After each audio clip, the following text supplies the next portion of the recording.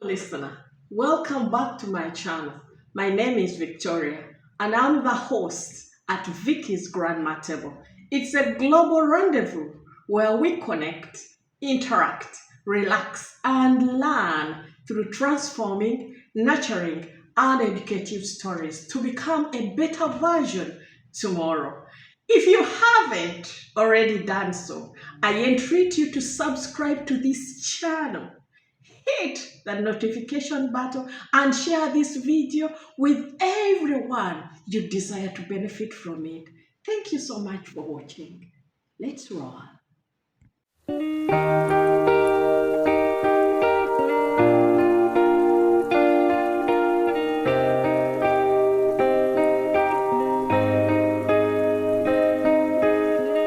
Beautiful people, it is a fact that over the years, situations both good, bad, ugly, exciting, beautiful, wonderful, and saddening have all unfolded right before our own very eyes, in our lives and in the lives of the people we know. Although strange, mind-blowing, and sometimes overwhelming, yet they all result from the day-to-day decisions we make, generating from within. Having said that, let us all be reminded to trust our gut feelings, for they never lie.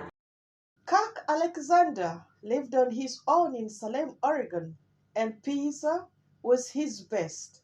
The 48-year-old would order a pizza every single day for 10 years from the same trusty Domino's pizza joint. Kirk was a well-known customer but didn't have a regular order. He'll order anything from pasta, pizza, sandwiches, or wings. It was never the same every time, and the Domino's menu clearly had enough variety for Kirk. Then suddenly he stopped getting pizza from them. Truthfully, Kirk had sometimes stopped ordering briefly to go out of town, but then he never stopped for long. What then? Maybe he was bored with the food and started getting it from somewhere else. But he surely loved all their food, so they began worrying about his safety. Where was Kirk? What could have happened to him? They kept wondering. The staff at the restaurant became gravely concerned as they wondered what might have happened to their best customer. They thought that he might just be out of town for a few weeks, seeing family or on business. But as the days went by, they decided to ask manager Sarah Fuller about Kirk, why his order had suddenly stopped. Sarah Fuller began to think the worst. She knew that something wasn't right and needed to act on her instincts. Since Kirk had been ordering from Domino's pizza joint for a long time, the staff felt that they knew him quite well. They said he seemed like a really nice guy, if not a bit quiet. They felt like he was family. The Domino's pizza branch got so concerned that Fuller did something drastic. She decided it was time to see if Kirk was okay.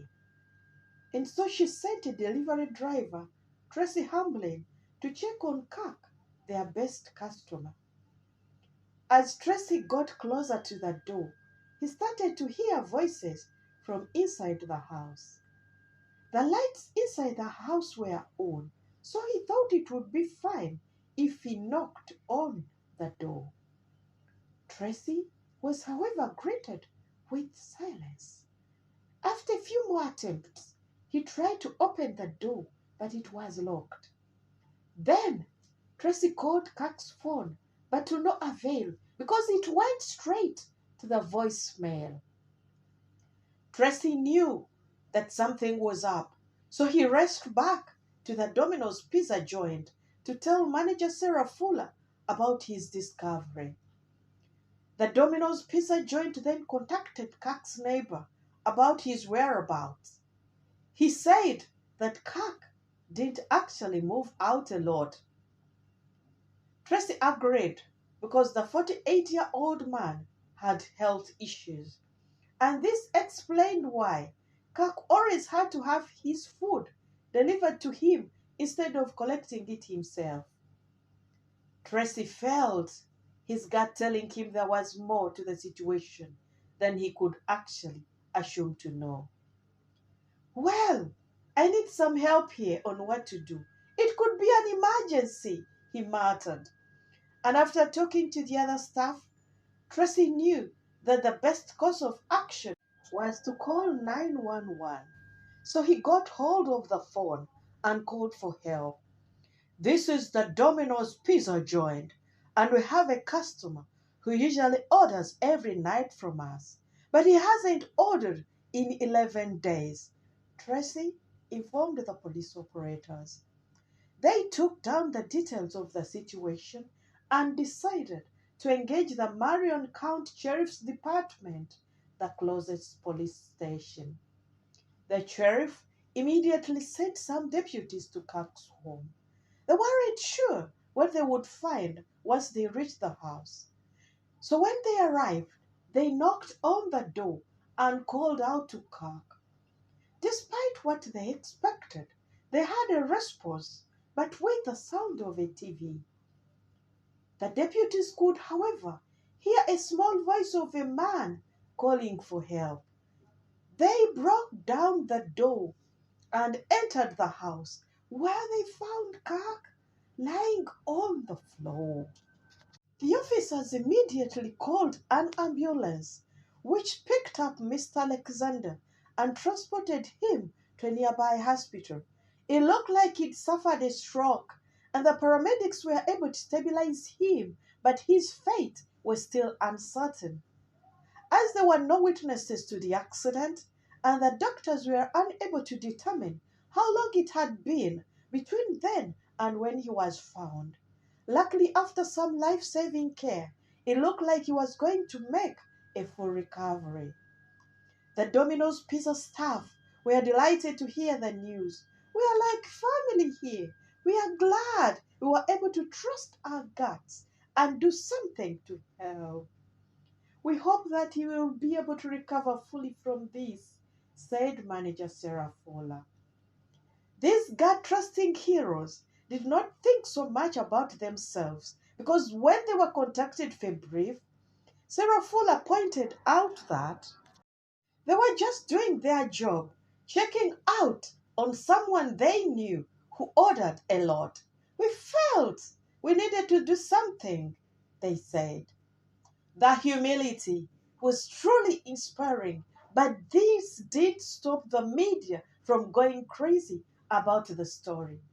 News soon spread throughout the town and the local outlets, and eventually the media caught wind of it. It wasn't long before the amazing story was making headlines. The incredible foresight of the Oregon Domino's team was picked up by many local TV networks. Surprisingly, the story made it onto the Washington Post website, and of course, everyone was eager to find out how Mr. Alexander was doing after the terrible ordeal.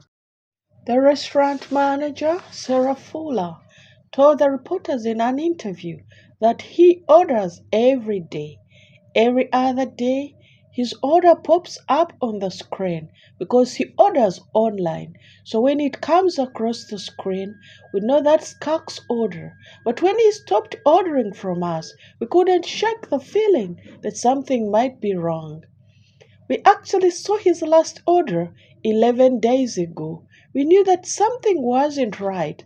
That wasn't normal at all. It was a gut feeling, Fuller told reporters in an interview with the Coin 6 News. Although she couldn't point her finger at what exactly happened, Fuller knew that there was something wrong. She felt it was deep inside her belly. When Good Morning America interviewed Sarah Fuller and her assistant manager Jenny Saber, the pair recounted the events of that evening with grace. The host congratulated them for trusting their gut instincts and doing what was right.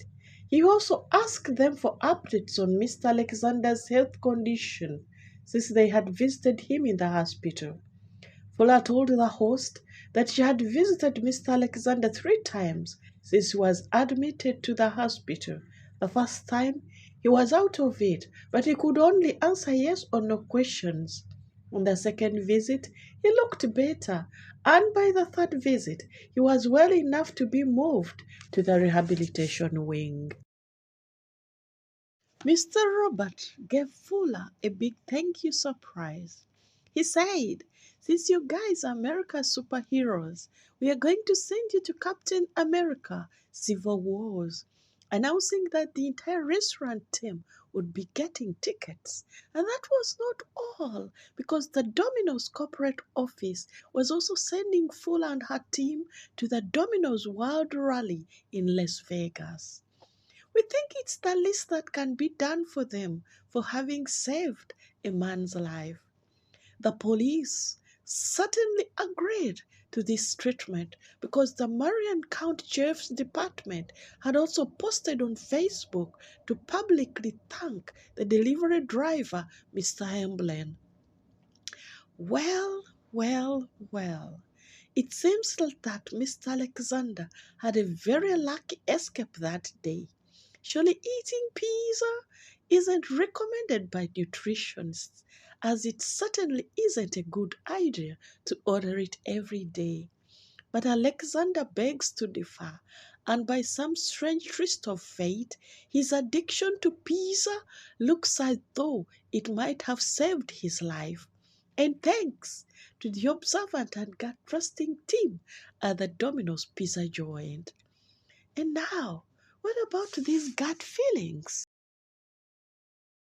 Gut feelings are intuitions that occur when the neurons in your gut communicate with those in your brain.